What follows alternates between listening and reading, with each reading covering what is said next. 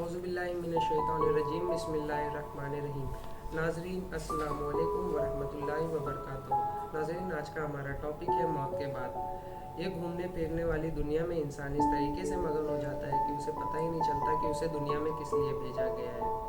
इंसान दुनिया में आया नहीं है, बल्कि उसे दुनिया में भेजा गया है। अल्लाह ने आलम अरवा में इंसान से कुछ वादे लिए थे कि वो अल्लाह की नेमतों का शुक्र अदा करेगा और उसकी नाफरमानी नहीं करेगा। बस यही शख्स जब माँ की शिकम में आता है तो सब कुछ भूल जाता है।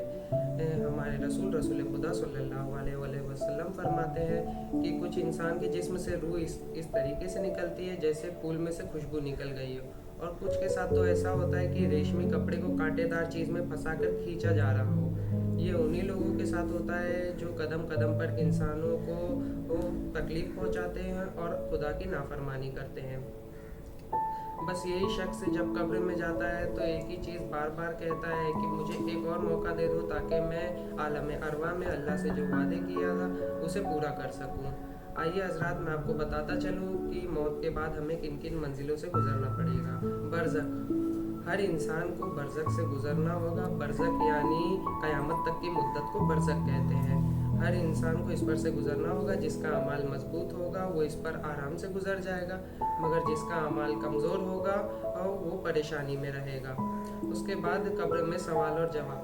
अल्लाह ने हमारी कब्र में फ़रिश्ता इनायत किए हैं। अच्छे अमाल वालों के पास 2 फरिश्ते आते हैं जिनका नाम मुबशिर बशीर है, और बुरे अमाल वालों के पास भी 2 फरिश्ते आते हैं जिनका नाम मुनकिर नकीर है। हमारे साथ कब्र में क्या सवाल और जवाब होंगे। तेरा खुदा कौन है? अल्लाह। तेरा दीन क्या है? इस्लाम। तेरी किताब क्या है? कुरान।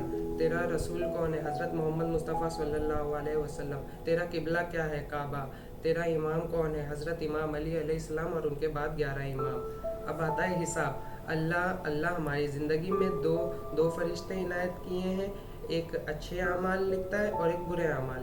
क़यामत के दिन हमारे हाथ में अल्लाह एक अमाल नामा देगा जिसमें हमारे हर अच्छे और बुरे अमाल लिखे होंगे। उसके बाद मीज़ान। क़यामत के दिन हमारे हर अच्छे और बुरे अमाल को तौला जाएगा, और जिसका अच्छा अमल ज़्यादा होगा उसे जन्नत मिलेगी और जिसका बुरा अमल ज़्यादा होगा उसे जहन्नम मिलेगी। अब सिरात। क़यामत के दिन हर शख्स को एक पुल से गुजरना होगा जो बाल से ज़्यादा बारीक, तलवार से ज़्यादा तेज़ और आग से भी ज़्यादा गर्म होगा। वो शख्स इस पर से आराम से गुजर जाएगा। जिसका अकीदा और अमल मजबूत होगा वो शख्स इस पर से दोज़ख में गिर जाएगा, जिसका अमल और अकीदा कमज़ोर होगा। फिर आता है शिफात।